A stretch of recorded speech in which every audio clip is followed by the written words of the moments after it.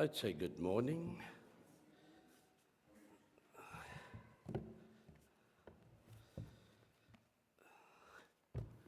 I heard someone said, "What's happening? It's 5 past, and then I don't know if the church is on or so." How many is on Zoom now at the moment? 4, okay. Because then I had to say, no, sometimes the preacher is late, and then we start late, but we are here. It's now already 8 minutes past 9, so I think we must blame the preachers. We must blame the preachers, or those that lead a Bible study, for not being on time, 9 o'clock. 9 o'clock is the time. And let us take, when we were workers, when we are in, some of us is in the circular employment, but we know that when it's clocking time, we have to clock in on time. So let's do that also with the Lord. Let us go to the Father in prayer. Thank you, Heavenly Father, for this blessed day, the first day of the week. We come together, Lord, to enrich ourselves by searching the Scripture. Lord, because through the Scripture we learn more of you. We are introduced to the light, a light that shines in this dark world. There is a difference between you and the world. And so, Lord, we are admonished to let our light shine before men, that they can see our works, and that reflects the Father of glory that is within us. So this morning, Heavenly Father, we want to separate ourselves, or we are separating ourselves from the hustle and bustle of the world, and we come together in meekness. And Lord, we know that we're in the good house, the house of the Lord. And I pray, Lord, for those that want to be here, but because of circumstances like illness, maybe they are traveling, and therefore they cannot be here.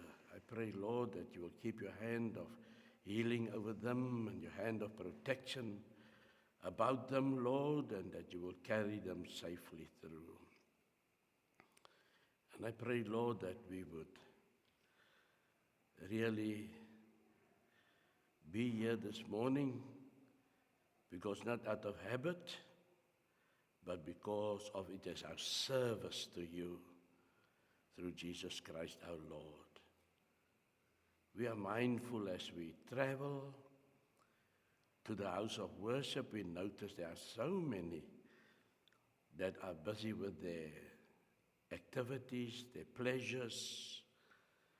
And I pray, Lord, that in your way they will realize that they come short of the glory of God.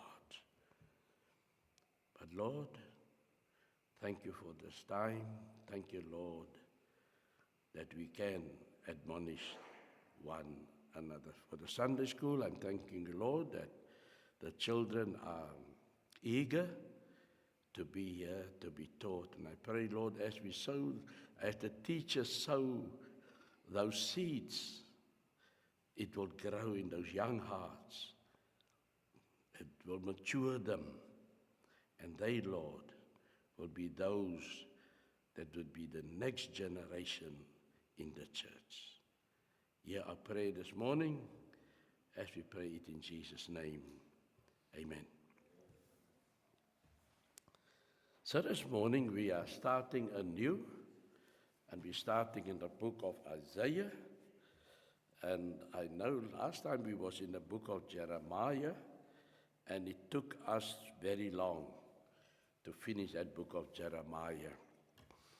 Now we're in the book of Isaiah, and even here we can say it's going to take us more than 1 year, if I have to, unless we become monotonous and we start skipping some of the chapters. But I do not think we will find it monotonous. The book of Isaiah consists of 66 books. And the learned friends, the learned scholars, they say this book, because it's 66 books, and the Bible consists of 60. Let me just refrain. The book of Isaiah consists of 66 chapters, and the Bible consists of 66 books. And so they would say, that means Isaiah is a small Bible, and especially because Isaiah goes by the messianic prophecies. As we go through, we will notice that they've got their eyes, or the prophet has got its eye on the coming, on the future. Now, I know today that when we read the book of Revelation, everyone or most of the religious world has got their eyes on the future. But this future is so confusing because there's about 4 or 5 ways of looking at the book of Revelation. And because of that, there is not one straight line to the end of the world, if I have to put it like this. I know that Jesus said in the book of Matthew chapter 28, there the last verse, and I am with you until the end. Now, some would say until the end means when this whole world comes to an end. Some would say until the end, the ages, the different ages, and that is why even the book of Revelation, they would say we must divide it up into this 4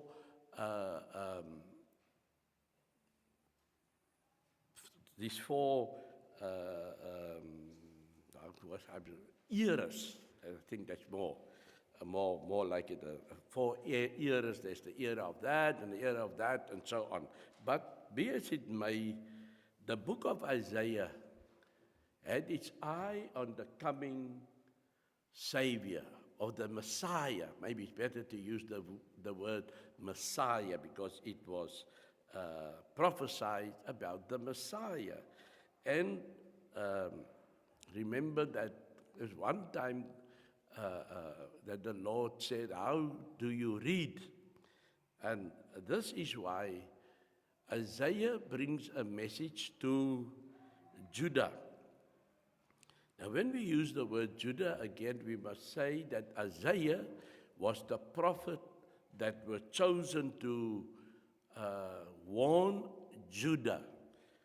At this time, Israel was divided already. Now, maybe you are aware of it, or maybe you are just going to be reminded again that Israel was Israel in the time of King Saul, King David, and King Solomon. But when King Solomon's son Rehoboam took over, the kingdom split, and it became 10 tribes went to Jeroboam, because Jeroboam flee to Egypt because Solomon found him to be a threat, and because maybe Jeroboam saw that the harshness of Solomon's rule. And to me, when I look at Jeroboam's activities afterwards, I do not think it was more in a religious sense. Maybe he wanted power, and he saw that the people were complaining so much about Solomon and his yoke that is got on the shoulders of the people, that he felt, I've got my constituency, the people's complaining, and I know and Solomon saw the threat, and started implementing action against Jeroboam, and he had to flee to Egypt. And when he heard that Solomon passed away or died, he made his way back to Israel, where he approached the next king. Usually it's a following heir, and this time it was Rehoboam, or Rehoboam. I'm always confused. Do you say Boam or Beam? Somehow I think it's Rehoboam. And the son then said, look, the elder said, lighten the load on the people. And he went to the young people, and the young people told him, man, if your father was so a great guy, tell them that you're greater. You will even increase the load. And wow, that's just playing into the hands of Jeroboam. And then when the two of them met, he took one can say it's almost like there was now almost like a civil war or there was a usurping of power, or there was a coup. Now, coup d'etat is actually an attempt to take over the government. So you can say there was a coup that took place. And Jeroboam took 10 tribes, and Rehoboam of Boam sat with only 2 tribes, that is Judah and Benjamin. So that you get when you are not weighing or looking to the future. So Isaiah is now chosen to warn Judah, the 2 tribes, Judah and Benjamin. But we'll find that he also have Israel in his view. And then he's also prophesying against Israel. That is the 10 tribes, which is now completely idolatrous. They do not worship God. They do not worship Yahweh. No, they are worshiping idols. So the 10 tribes are anti-God. Judah, on the other hand, is moving into the same direction. Now, Judah, we must remember, one of the sons of Jacob, and it was prophesied unto him when Jacob was blessing the tribes that the scepter will not depart from you. The scepter means that he is the ruling nation or tribe. And so God took care of Judah because he's with his word. When Jacob blessed him, he said, the scepter will not depart from you. And so God taking care of the scepter, and the scepter means it is the future king that will rule in the everlasting kingdom. And so Isaiah then is chosen by God to warn Judah, because Judah is on a sliding scale away from God. They also tending towards becoming like Israel. Now, one cannot understand, and you need to have, when we was doing geometry at school, that the math teacher up front usually told us you must have a rubber neck when you do geometry, because you mustn't look at the diagram as it is on the board, and then you think that the triangle is just 45, 45, and 90 to make 180. You must twist your neck, and you must be able to look it like 3D from the other side. Oh, I'm talking now a lot of, I'm not, was I good at math? I don't know. But I did understand. But that's what he said, you must have a rubber neck to view the diagram from various angles so that you can see it's a sharp angle or I know in Afrikaans it's a stomphoek. So what is it in English? A blunt hook, blunt angle, acute. You see, I was not in English class, I was in an Afrikaans class. So, okay, first, okay, so there you get it, you see. But it must make 180 in the middle. And, not in the middle. The combined angles must make 180. But now, when we are also in the religious world, we also have to have some sort of a rubber neck of our mind must be able to find the concept. You are neighbors. Okay, maybe I must not, Brother Ashley didn't warn me, you must not be political here behind the pulpit. And I don't want to become political, but we can look at South Africa. We've got 9 provinces, and from the 9 provinces, one at least is above board. Most of the other 8 is just about surviving or not surviving and is a disaster. But when we have to observe and look at everything, I find that most of the voters must also have some kind of a rubber neck. View things, twist your neck, look at your mind, and get a good picture of the whole situation that we are facing. Now, I'm coming back to Judah. Should Judah also not have seen, look what is happening to Israel, our neighbor, our brothers? And they could see the slide away from God, and they totally are being dominated. In fact, there was not actually anymore an Israel, because when Assyria imploded or captured them, they had the habit or manner of taking the people away and supplanting them in other nations and bringing other nations into these. They didn't want to keep them one block. Lots of, this is Israel. No, they brought in other nations to weaken them. Then they know there will not be no uprising. So they saw what was happening there. Yet they were on a sliding scale to Israel's way of life.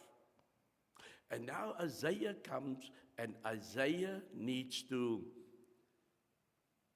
bring them back to repentance and make it known to them.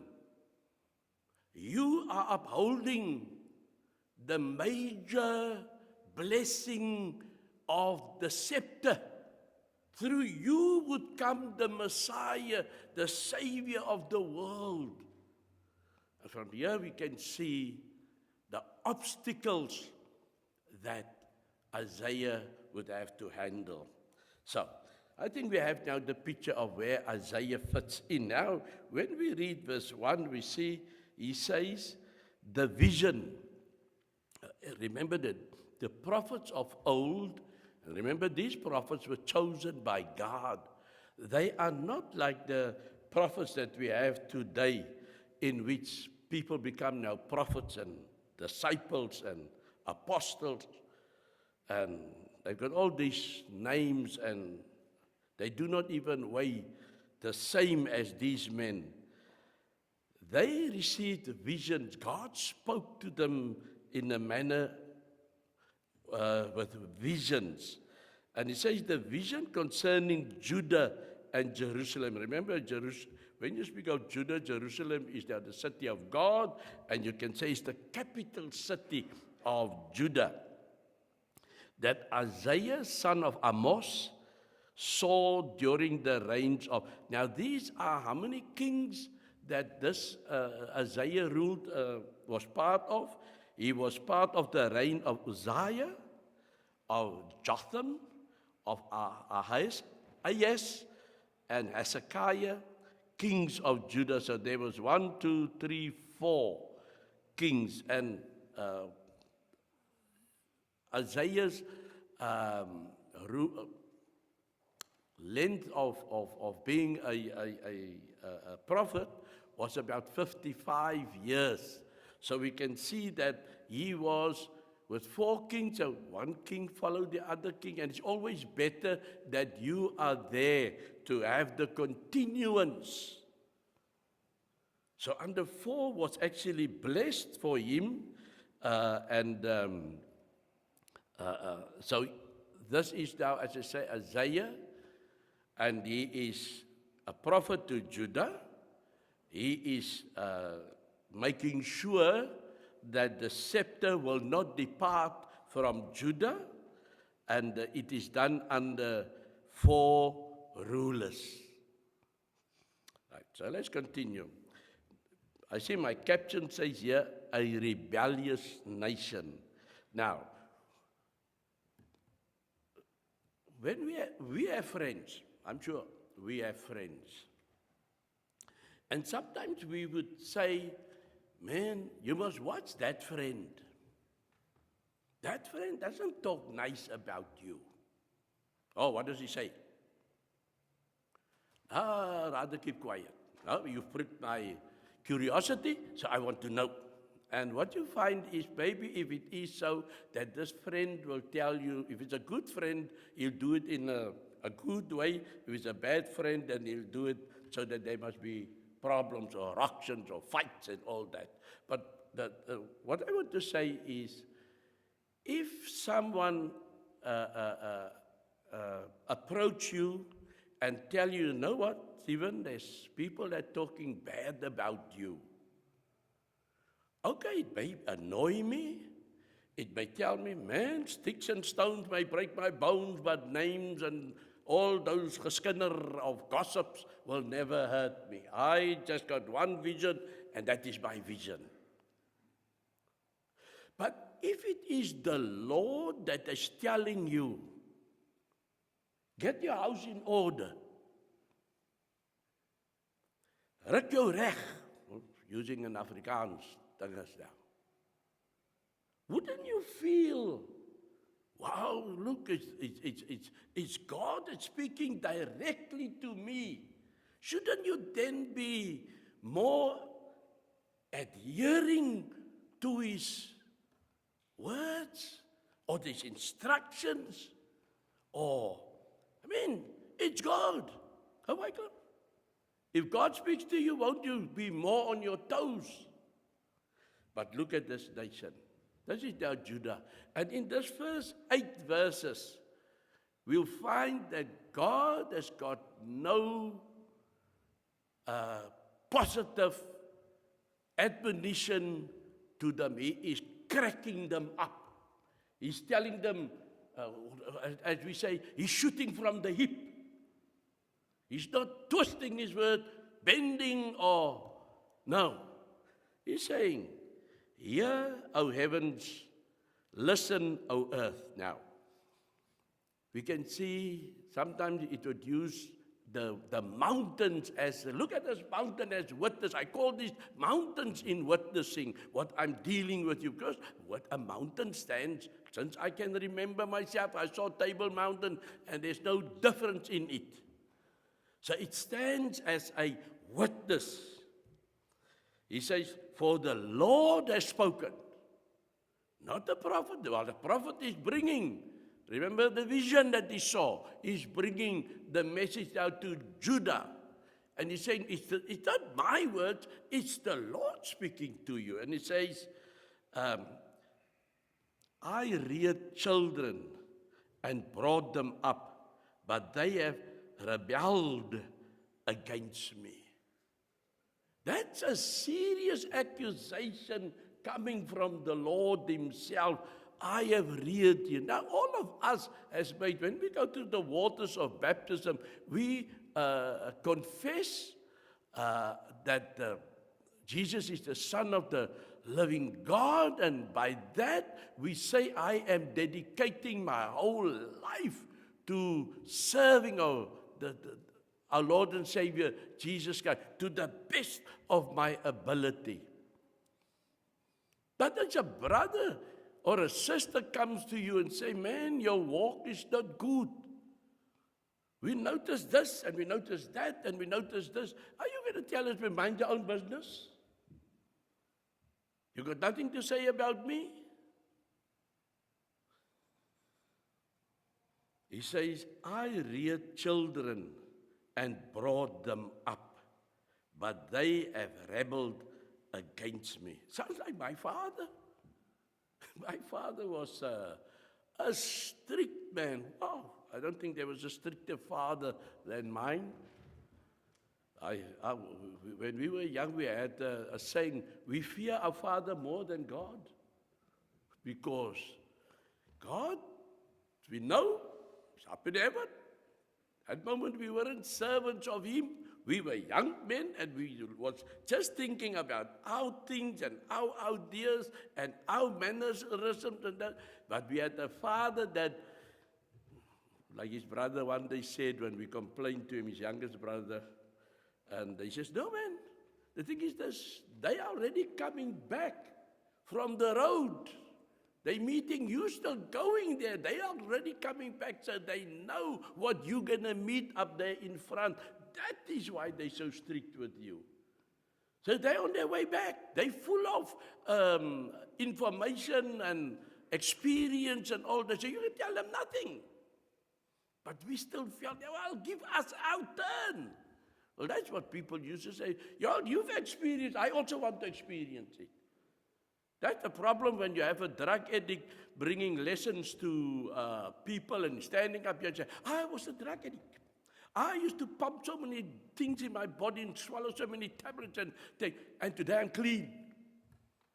All the children sitting there saying, well, that can also happen to me, so I'll pump myself and I'll swallow all what you can get, and maybe one day I'll also stand up there and say, don't do it. You see? So, is it sometimes, I think it's not a good idea for people to stand up and come and admonish people and saying they were first drug addicts and now they clean. You haven't got a very effective way. Maybe you can just rather say, we're here to tell you of the dangers of what's going to happen to you. May not have the chance for a turnaround. And so Jesus is here, as I say. Parents has got already the knowledge, and they tell their children about what is lying ahead. I remember my daughter came one day home, and they had, the school is going out on an outing, and when I heard where the school was heading to, I said, no, you're not going. Now, why did I say she must not go? Because they do not return back home the way they went. You see? And so I told her, totally, you're going out of this house, a young girl, you're coming back, not a young girl. That's the reputation of that place you're going to. And, well, that's, as I say, it just happened that I was also on a trip, and I came back more knowledgeable about that place. And so I took care and I sort of say, and when you know there's danger up ahead, it's your to tell the people, watch it. And so coming back here, God says totally, I reared children and brought them up, but they have rebelled against me. And to me, as I say again, you try to figure this out. How can, with all the experience that they had, go back to Egypt, go back to the Red Sea, go back to the water becomes sweet, the bitter water, the axe that throw, all these things. And yet they're on the slide down. It says, the ox knows his master, the donkey his owner's manger. But Israel does not know. My people do not understand. To be how can I say,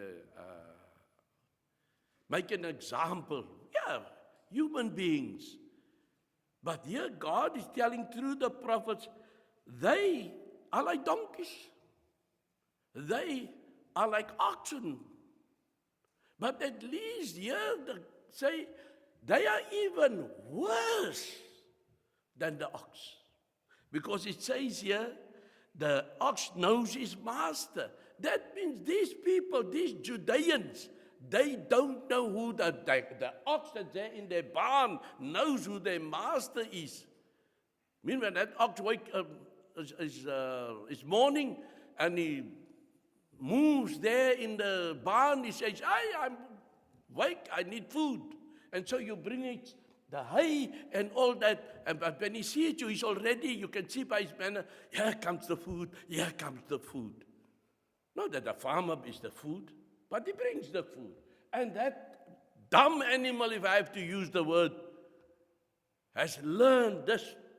Coming up to me now is bringing my daily food. And then he's saying here, the donkey, his owner's manger. You can always make the example that a donkey is a dumb animal. When we was at college, SAPS, we had an American there, and he brought a lesson there about animals. I think it was about animals in the Bible and so on. And he used it. He used the donkey, and he used the donkey as like it's a dumb animal and all these things. And yet it was the donkey that was chosen by Jesus to say, "Oh, find an ass tied up there at the place, and you bring him here." And that stupid donkey had the honor of coming into Jerusalem, what the people call today Palm Sunday. And so afterwards I went up to him and say, "A donkey's not that stupid. The horse is stupider than the donkey." Because I have a little bit of experience about donkeys. I mean, I come from an area, grew up in Port Nolloth, and it's a very dry area, and so you have lots of history. And a donkey would not die of thirst. A horse will die of thirst, but not a donkey.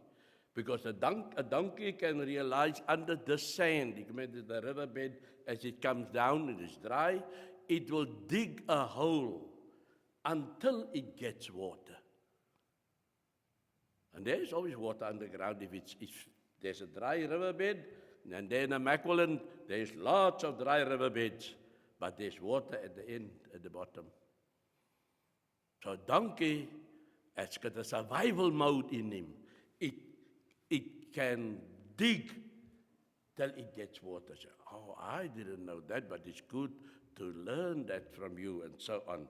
So then you can continue with your example that the donkey had this a blessing that it could bring in Christ on his back and so on. But God is comparing his children to an ox and to a donkey, but these two animals know where their help comes from. But my people does not know, my people do not understand. Wow, coming from the Lord, they are on a slide. God is busy through the vision that he gave Isaiah to bring them back. And then he says at verse 4, sinful nation, a people loaded with guilt, a brood of evildoers, children given to corruption. They have forsaken the Lord. They have spurned the Holy One of Israel and turned their backs on him. Accusation after accusation coming from the Lord. Wow, think of if this must be told to us today. Hey?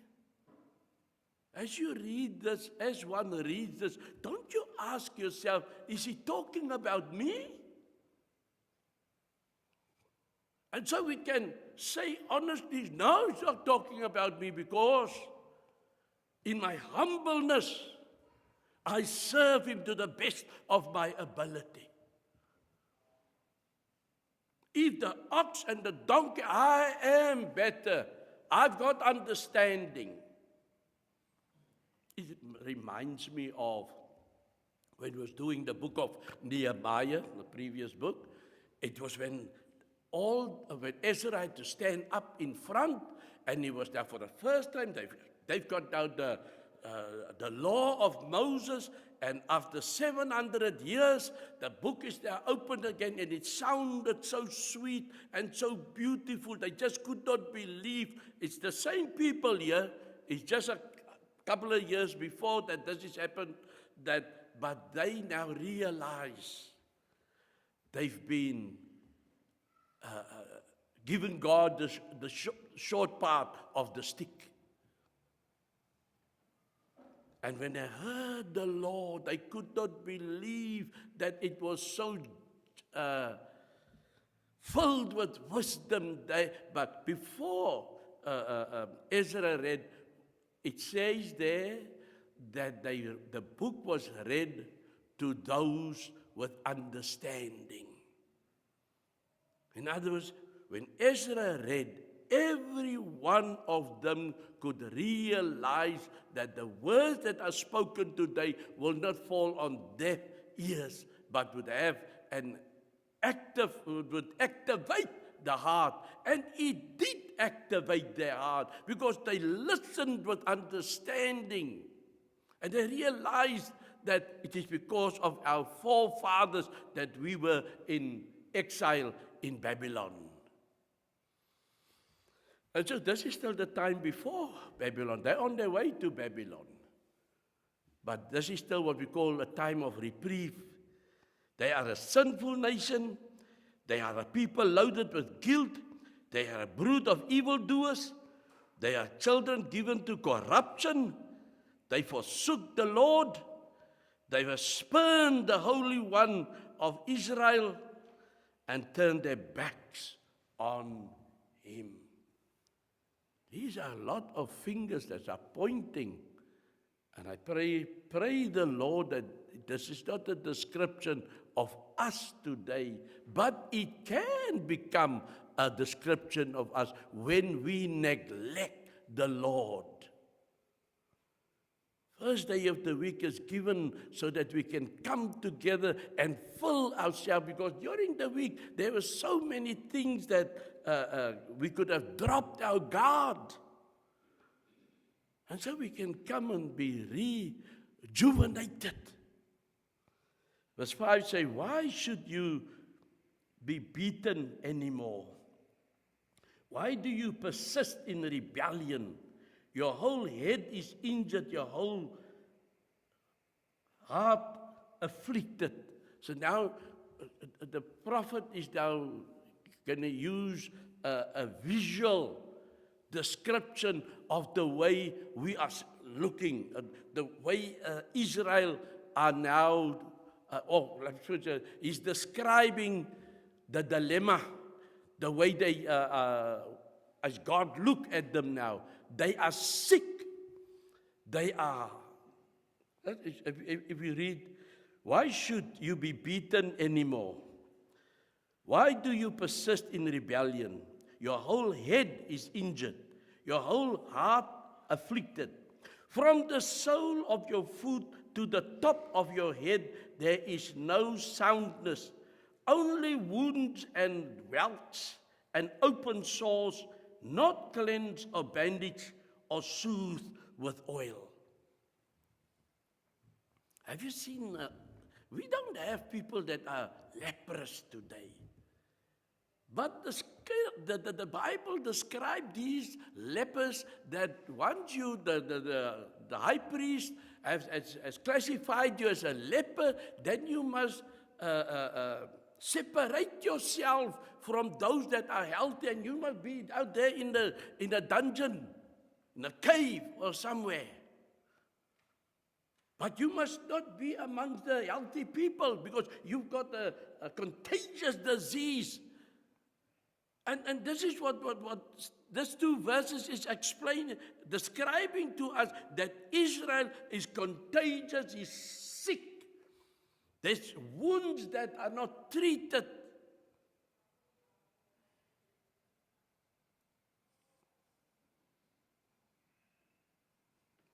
I'm almost sure they stink.